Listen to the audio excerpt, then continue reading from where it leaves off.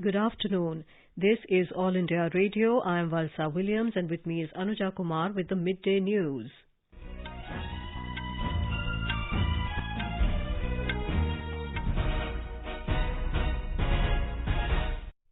The headlines.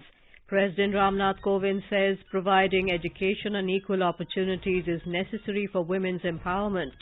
Information and Broadcasting Minister Anurag Thakur inaugurates e-photo exhibitions on making of the Constitution and virtual film posters in New Delhi today. Madhya Pradesh becomes second state after Karnataka to implement National Education Policy 2020. Tamil Nadu government to spend over 317 crore rupees for the betterment of Sri Lankan refugees living in the state. Over 61 crore COVID vaccine doses administered under vaccination drive in the country so far. Recovery rate stands at 97.6%. Prime Minister Narendra Modi to dedicate renovated complex of Jallianwala Bagh Smarak to the nation at Amritsar in Punjab tomorrow. Union Minister for Power and New and Renewable Energy R.K. Singh urges states to join central government's initiative on transformative mobility. At least 72 civilians and 13 U.S. troops killed in suicide attacks outside Kabul airport in Afghanistan. New Delhi strongly condemns the blasts.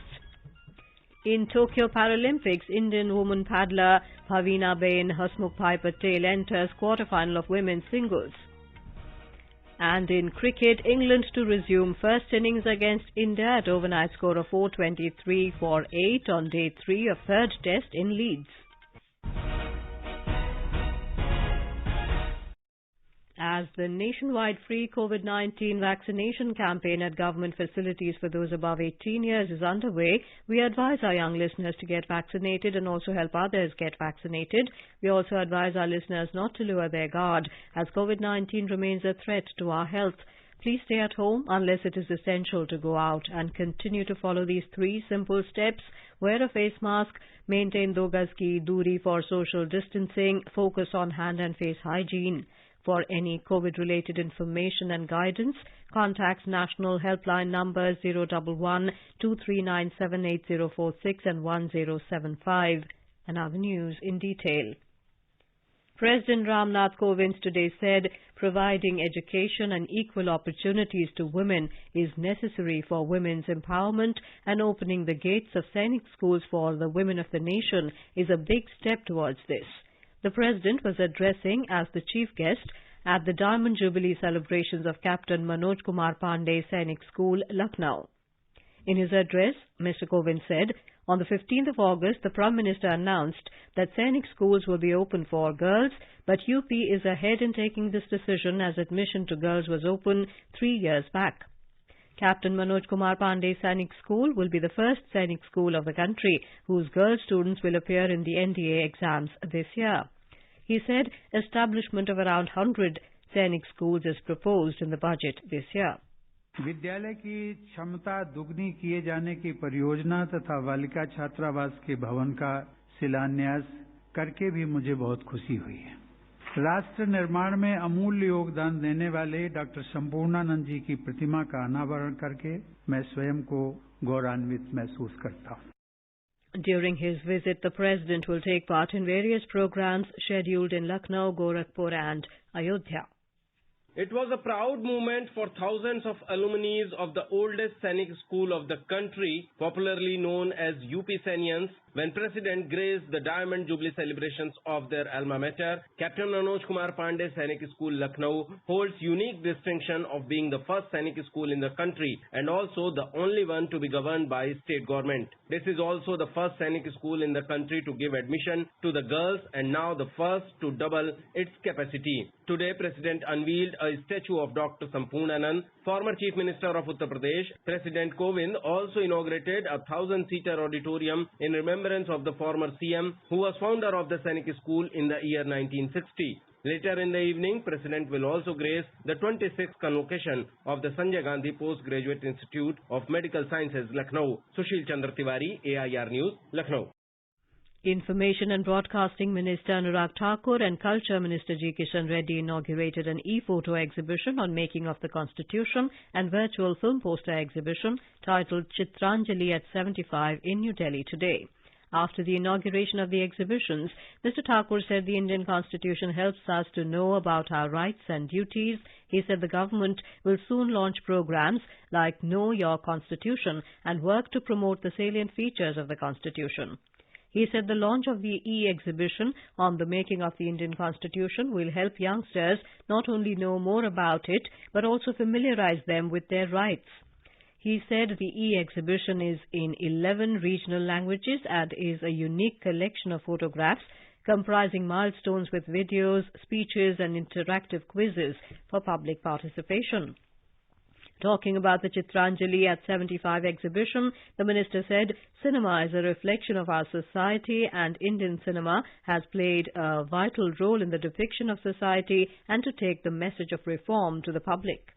आज के युवाओं के बीच में जब भारत आजादी के 75 वर्ष मना रहा है तो हम उनके बीच में ई फोटो एग्जीबिशन लेकर जा रहे हैं ताकि वो जान सकें संविधान बनाने की प्रक्रिया क्या थी और कहीं ना कहीं हमारे आज के युवाओं को न केवल संविधान को पढ़ने का, समझने का, जानने का अवसर मिलेगा, संविधान में उनके लिए अधिकार क्या है, जहां एक और वो अपने अधिकारों को जान पाएंगे, वहीं पर उनका कर्तव्य क्या है, शायद इस भाव को जगाने का अवसर भी मिलेगा. Speaking on the occasion, Mr. G. Kishan Reddy said Prime Minister Narendra Modi wants that Azadi Ka Amrit Mahotsav should be people-led movement. He urged the youth to contribute to the country's development and make efforts to fulfill the dreams and vision for upcoming 25 years when India will complete 100 years of independence. Bharat देश 2047 में दुनिया के सामने, जनता के सामने किधर ठहरना है, किधर पहुंचना है, व्हाट इज द मंजिल, दुनिया में अपना भारत एक शक्तिशाली भारत बनकर उभर के आना, ये हमारा लक्ष्य होगा. ये 25 साल सभी नौजवान से मैं भारत सरकार की ओर से मैं अनुरोध करना चाहता हूं, सब मिलजुल कर आगे काम करना चाहिए.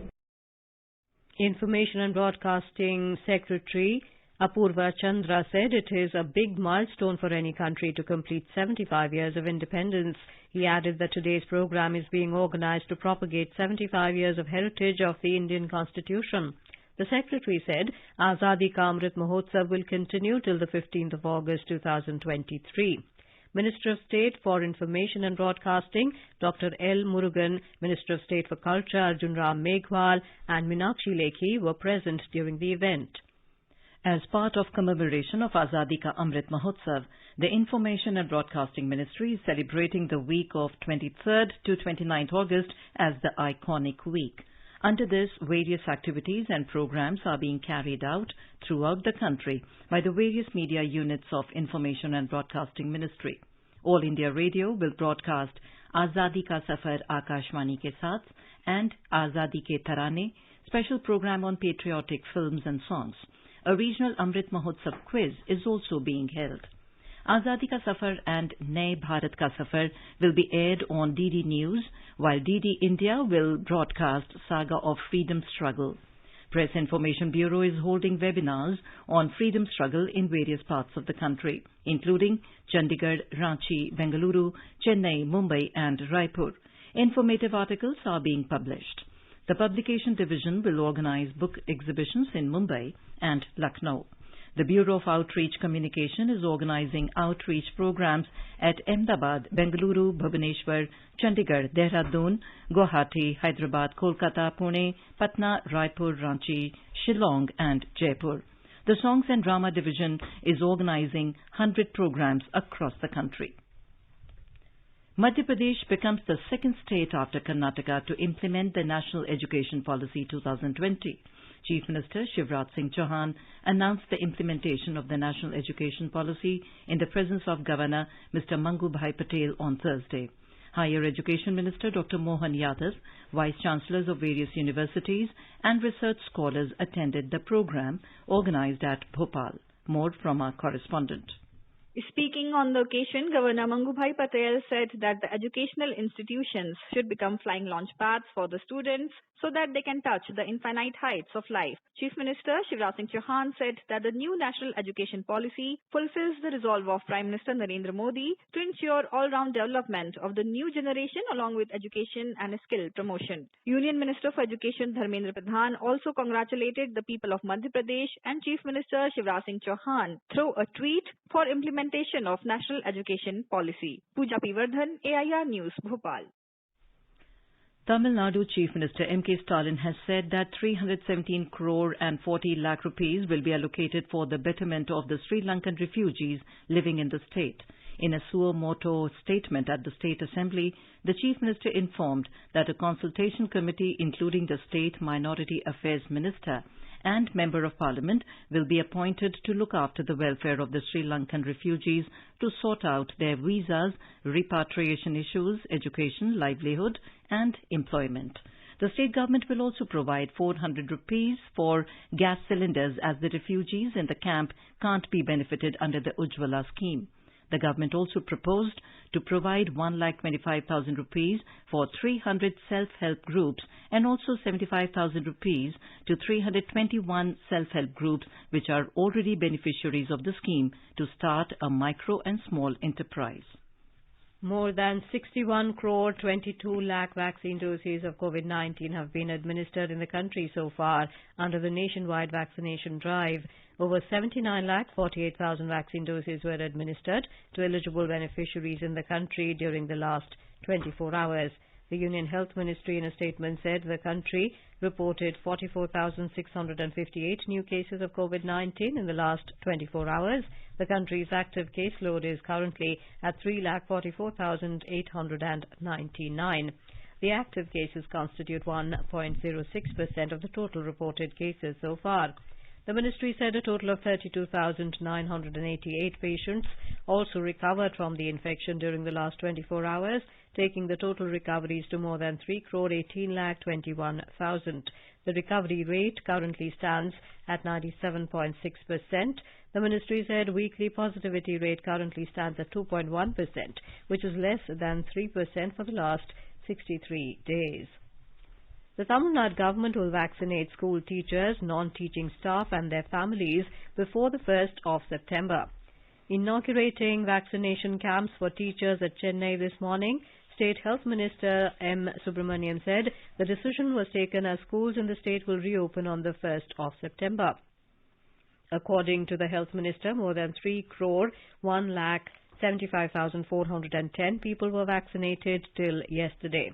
The government had vaccinated 5,72,898 people on a single day yesterday.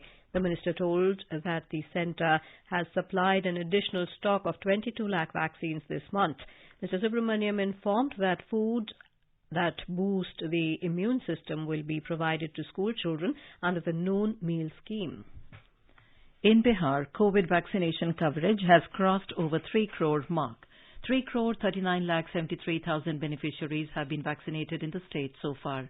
Out of these, over 2 crore 83 lakh 49,000 people received their first dose and 56 lakh 24,000 their second dose. Health Minister Mangal Pandey said over 50 lakh more people, including teachers, will be vaccinated till the 5th of September. In order to promote electric vehicles in the country, Minister for Power R.K. Singh has written to all union ministers and chief ministers to join the centre's initiative on transformative mobility. He urged them to advise their respective ministries and departments to convert their fleet of official vehicles with present internal combustion engine, petrol and diesel vehicles to electric vehicles. The Power Ministry has said such an action is expected to set an example for the general public and encourage them to switch over to e-mobility. The initiative is part of the centre's ongoing Go Electric campaign to promote electric vehicles. Prime Minister Narendra Modi will dedicate to the nation the renovated complex of Jallianwala Bagh Smarak at Amritsar in Punjab tomorrow evening through video conferencing. The Prime Minister will also inaugurate museum galleries developed at the Smarak. The event will also showcase the multiple development initiatives taken by the government to upgrade the complex. Lok Sabha Speaker Om Birla appealed to all democratic institutions to encourage greater public participation in every process. He inaugurated Parliamentary Outreach Program for the Empowerment of Panchayati Raj Institutions of UT Ladakh in Leh today. Om Birla, in his address to Panchayat representatives, Block Development Councillors and Hill Council representatives, said greater public participation in development processes help in strengthening democracy. Union Finance Minister Nirmala Sitharaman has arrived in Agartala this morning on a two-day tour to Tripura. After arriving here, the minister will hold meetings with the ministers, senior government officials and review the emergency assistance projects in the state. The finance minister will inaugurate 11 projects worth 151 crore rupees at Mohanpur in West Tripura district today. In Afghanistan, at least 13 United States soldiers are among the 85 people killed in the explosions at Kabul airport claimed by ISIS affiliate, the Islamic State in Khorasan province. The Afghan affiliate of the Islamic State, ISIS Khorasan, has claimed responsibility for the attacks. It was the worst single-day loss for American troops in Afghanistan since the August 2011 attack on a Chinook helicopter that killed 30 service members.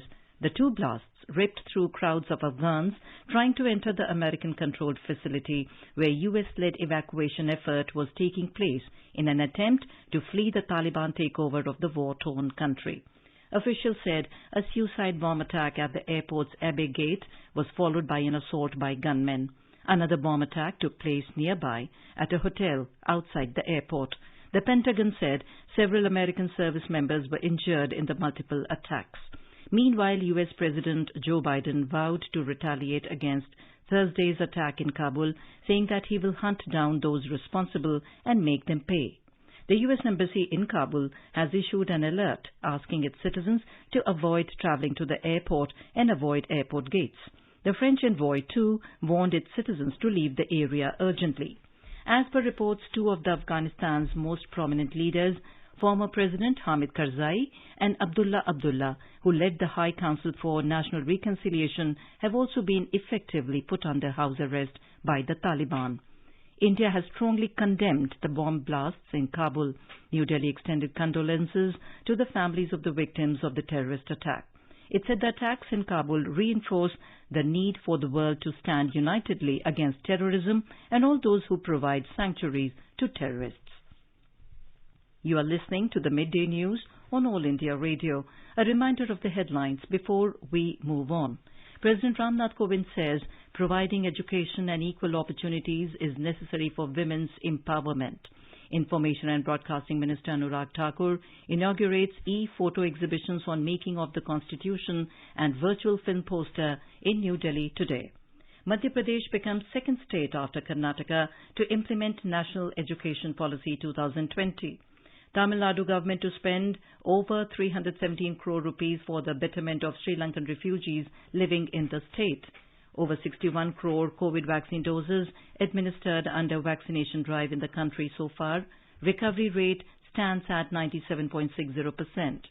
Prime Minister Narendra Modi to dedicate renovated complex of Jallianwala Bagh Smarak to the nation at Amritsar in Punjab tomorrow.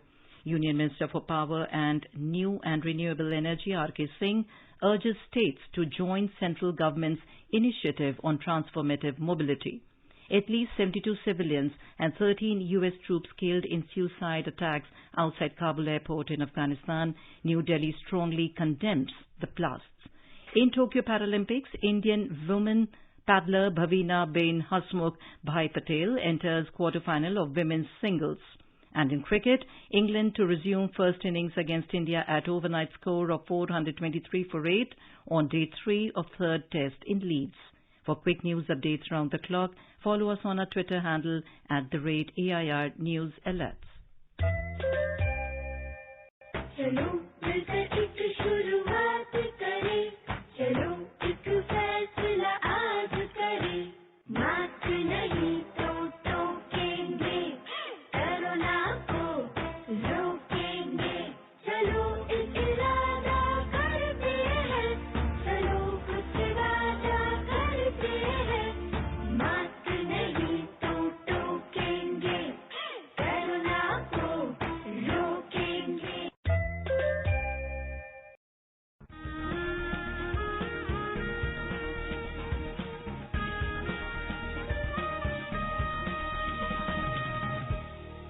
आजादी के आंदोलन के खजाने में ऐसे ढेरों शब्द जिन्होंने बदल दिए इतिहास, तारीख बदलने वाले लफ्जों पर आकाशवाणी समाचार ला रहा है विशेष कार्यक्रम धरोहर हर सोमवार।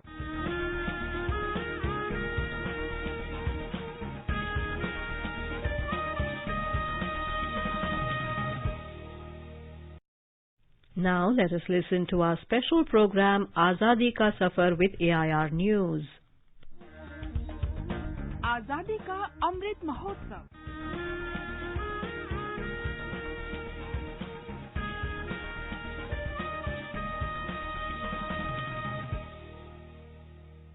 Azadi Ka Safar with AIR News. Birth of a Nation. India's glorious freedom struggle is one of the greatest struggles the modern world has ever witnessed. AIR News brings you a glimpse of the struggle every day. The year was 1942. On 8th August, during the Bombay session of the Congress, Mahatma Gandhi decided to demand complete freedom and gave a call to the British government to quit India.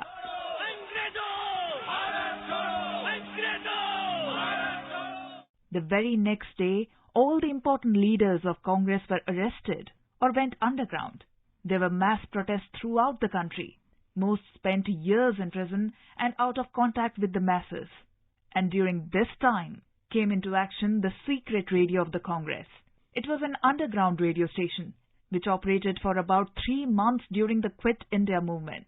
It was the broadcasting mouthpiece of the Indian National Congress and functioned from different locations from Bombay. This very important task was executed by Usha Mehta. The veteran freedom fighter accomplished the task with the help of ham radio operators. On 27 August 1942, the secret Congress radio went on air with Dr. Usha Mehta herself broadcasting this announcement. This is the Congress radio calling on 42.34 meters from somewhere in India. I was connected with the underground Congress radio in Bombay. Of course, what we used to say was that this is Congress radio broadcasting from somewhere in India, but really we were operating it from Bombay. Usha Mehta's other associates for organizing the Congress radio included Vitthal Das Khakar, Chandrakant Jhaveri and Babubhai Thakkar. The technicians and the equipment were supplied by Nanak Motwani of Chicago Radio, Mumbai. Eminent personalities like Ram Manohar Lohia, Achyut Rao Patwardhan and Purushottam Tikamdas were also associated with the Congress radio. Immediately the call was given by Mahatma Gandhi to do or die. We thought it would be better if we have a broadcasting station of our own, because a transmitter certainly is the best way of giving the news about freedom struggle to the people and reaching it to every nook and corner of the country. So we thought of organizing a secret radio station. On this day in 1781, Hyder Ali of Mysore clashed with the forces of the British East India Company at the Battle of Pollilur. The forces under Hyder Ali endured many casualties from the British but eventually retreated to Kanchipuram. The Battle of Pollilur was fought as part of the Second Anglo-Mysore War between the English forces and the Kingdom of Mysore under Hyder Ali and his son Tipu Sultan from 1780 to 1784. The Second Anglo-Mysore War ended with the Treaty of Mangalore, with both the parties agreeing to return the captured territories and prisoners to each other. Mysorean rockets, the first iron-cased rockets, were effectively used against the forces of the British East India Company by the Mysore army during this battle. That brings us to the end of this episode of Azadi Ka Safar with AIR News. See you in the next episode tomorrow.